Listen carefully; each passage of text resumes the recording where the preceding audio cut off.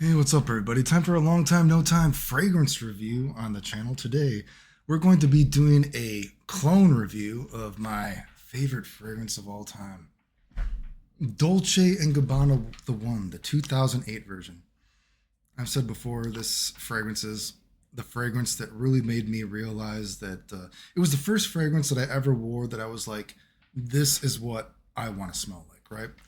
Like, of course, I'd smelled fragrances before, and I like how Lamal smells, and I had cool water when I was younger, that kind of thing. But when I smelled Dolce and Gabbana the One for the first time, I was like, wow, this is a fragrance that I want to smell like, and I'm lucky enough that it's also a fragrance that I've gotten a lot of compliments on throughout the years, and it's a fragrance that most of my extreme compliments, right?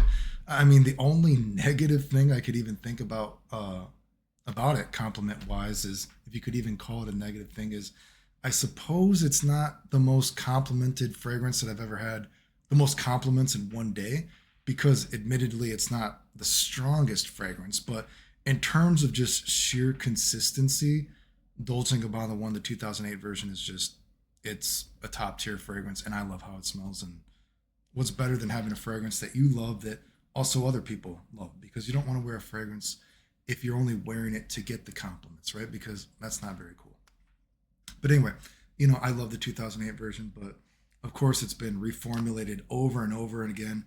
And the 2008 version, for me personally, I'm someone that I get all day performance on this, right? But unfortunately, again, the fragrance has been reformulated, and I have other versions of it. This is like the 2013 version of it, right? Still a good smell, but the performance is just not there, right? I have, EDP, whatever, but again, this is my final 2008 version of it. And again, I think the fragrance has been reformulated something like 5 times at this point. It's just ridiculous, and I've become increasingly frustrated because I use this so sparingly. So I was like, you know what? Okay, let me try Dua. This is supposedly a 2008 version of Dolce and Gabbana the One. Let's try it. And that's what I have right here. So here's what I think about this fragrance. Does it smell like the 2008 version of Dolce and Gabbana the One? No. No, it doesn't. But does it smell like, if you were just to smell this, would you perhaps be inclined to assume that it's Dolce and Gabbana the One? Yes, I do think that. Would I say that would I say that it performs better than the new formulations of the fragrance? Yes, I would. However, here's where they fucked up a little bit. Do you want to know why this smells stronger? To me, at least. This has a sort of piercing freshness to it. It almost has like a thickness to it. Like, I don't know, they say there's like a smokiness to it. Like, there's almost something that gets like caught in your throat when you smell this. I don't know if it's like the carrier oil or something, because admittedly, when this is on your skin, like after say 12 hours or something, when it's on the skin that long, not just like the dry down per se, but it's like literal skin scent, it does smell different, let's say. So perhaps it's the carrier oil or something. I'm not a fragrance expert, but this performs better than these new versions of Dolce and Gabbana the One, because it has this sort of piercing freshness, right? It's almost like maybe the wood note that they use, some kind of like, it smells like a varnished, like a piercing, like again, a freshness to it. And I think that's where they fucked up, because the thing, when I think about Dolce and Gabbana the One, right? Like, and even the reformulated versions like this, but especially this, right? The reason why I love this so much is because the dry down is so warm and snuggly and like comforting. And when I wear fragrances, I love giving myself like an extra spray on the forearm, whatever, because then I can just lay my head in my arm and relax. And this has that warm, snuggly, comforting sweetness. This does not have that. Again, it still smells like Dolce and Gabbana the One, but when you smell that sort of fresh, piercing sort of quality that this has, there's almost like a thickness that gets like caught in your throat. I don't know if it's like the carrier oil or like maybe like a smoky nuance to this. This doesn't smell snuggly.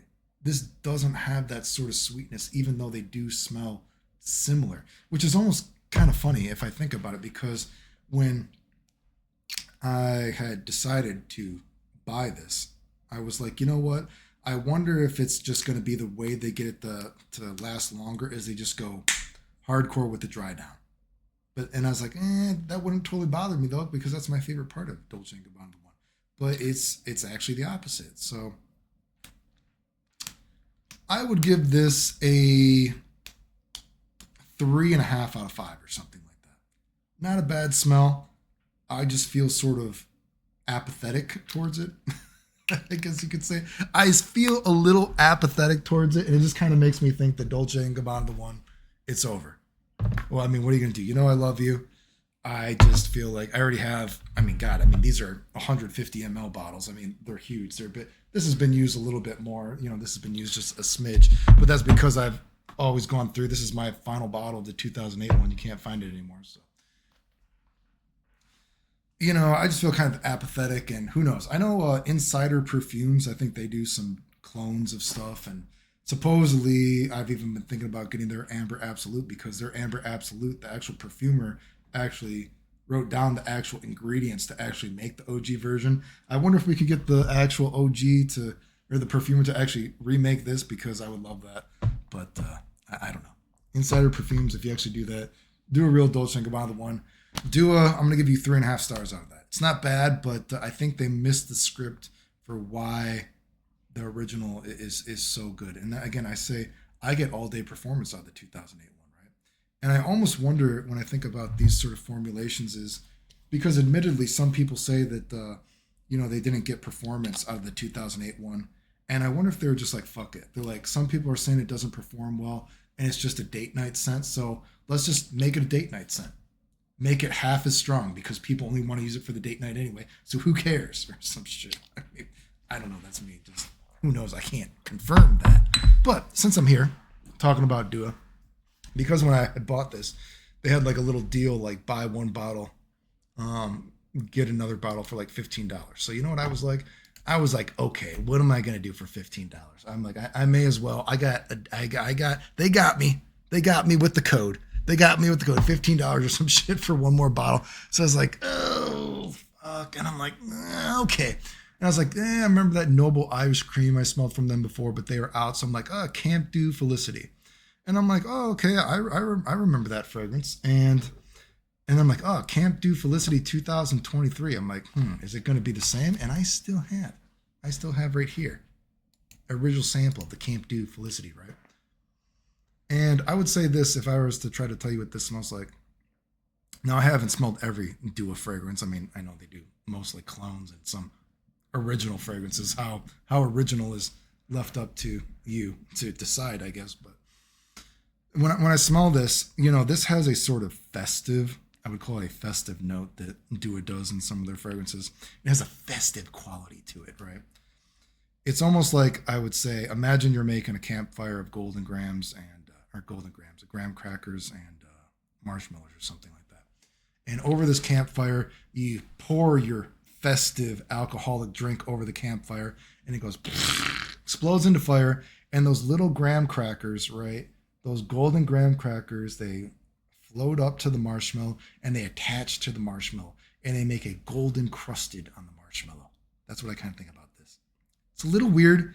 It's a little too novelty for me, I think. The opening is a little too much for me. But when I saw 2023, I'm like, I wonder if they find a balance of that, because I do think this is an interesting fragrance, albeit. However, I could say getting this, the 2023 Camp Dew Felicity, they don't smell anything alike. I almost feel like, and I almost feel like saying this is an original fragrance is almost kind of disingenuous when I smell this, because guess what? You know what this smells like? It smells like We Plus. I smell this and I'm like, what the fuck? I'm like, what is this? These aren't even remotely the same. This smells like We Plus. I'm serious. You know what? The only thing that is different for me, this is more chocolate. I would consider this almost like a chocolate fragrance. The graham cracker is even stronger and a little bit more marshmallow vanilla. But overall, it's like it's just redundant. Why I don't need to own this. Whereas this, again, this is almost a little too novelty. That the festiveness at the beginning is almost a little bit too much. But albeit it is an interesting fragrance, and I do think the bubble you have around you smells good during the dry down, especially. But this, I just kind of felt like, what's the point of this? I mean, I don't think they're even remotely the same fragrances, to be honest with you. But I guess that's why it says 2023. But if you never smelled this, this is an old bottle. This is the one I think she's just like Terry perfumes. She either calls herself Keys or Kais perfumes now.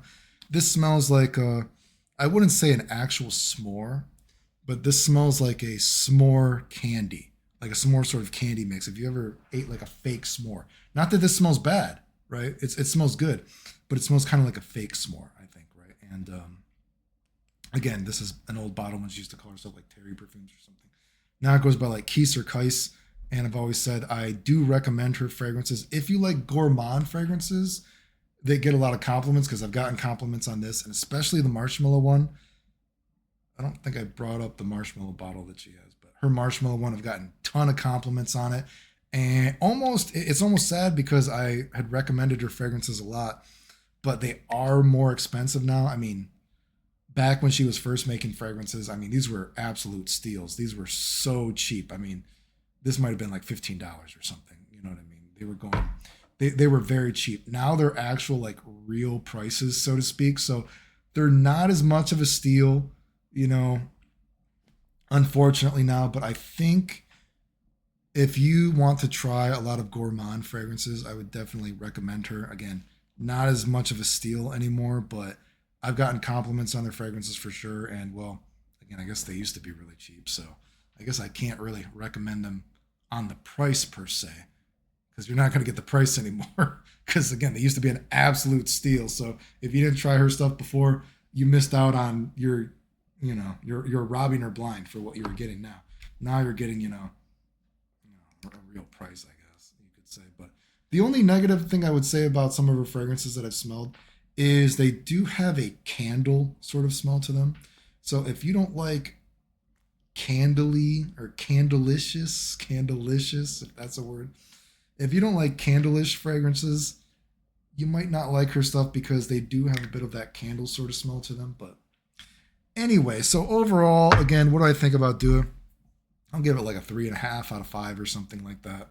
It's okay, but I just sort of feel apathetic to it because it's like, it's missing. It doesn't have that sweet dry down. It's not that. It's just a little too fresh. It's like there's almost just like it smells like it, but there's just something off about it.